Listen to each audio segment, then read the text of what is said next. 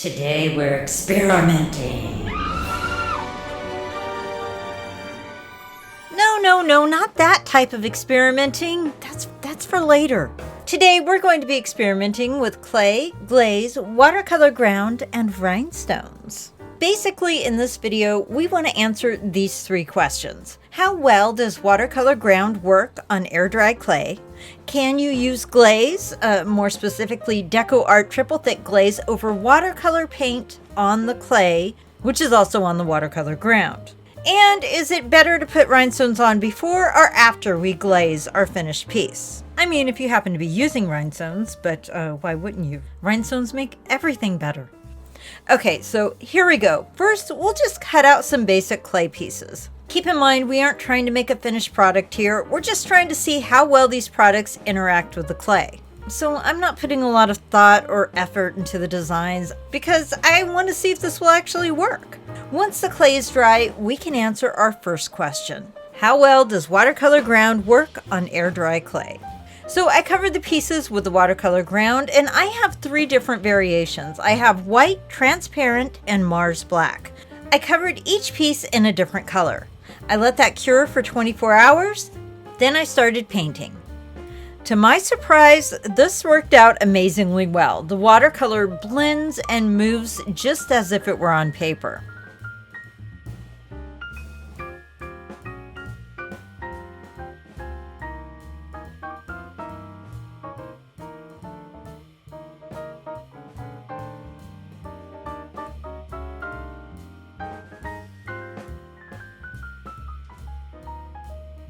And ignore the star. I really didn't know what to do with it.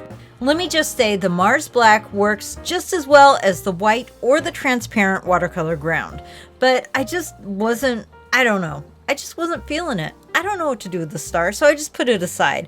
I ended up covering it with yellow gouache, which really did not help anything because this is about watercolor. So we're going to ignore the star. And ultimately, it's not really important for this experiment. On the largest of my clay pieces, I painted a smaller floral design.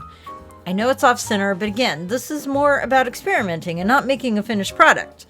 I made a small design because I wanted to see if the glaze would smear the design once it was dry.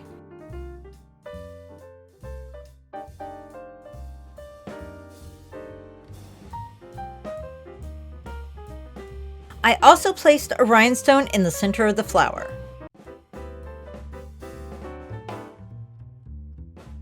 On to the next question. Can you use Deco Art triple thick glaze over the watercolor paint on the clay and the watercolor ground? When I was applying the glaze, I was very surprised it wasn't smearing the watercolor. Even on the smaller, more intricate design, I didn't see it smearing.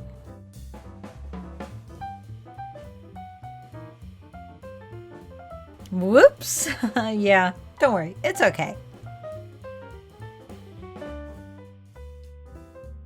And once they were dry, you can see the designs are still intact. And I really love how the glaze looks over the rhinestone. Which brings us to our third and final question. Is it better to put the rhinestones on before or after we glaze the piece? I added a rhinestone on top of the glazed heart and compared the two pieces. This one really depends. I can see how some projects it would be really neat to see the rhinestone under the glaze, and for other projects you'd want it on top. So both are really spectacular, just in different ways. But when you put the glaze over the rhinestone, it kind of looks like it's encased in glass. It's really neat looking.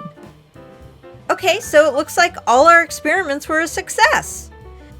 I plan on working with clay a lot in the future, and so I really wanted to know if the watercolor ground and the Deco Art triple thick would work over my projects. And now I know it will.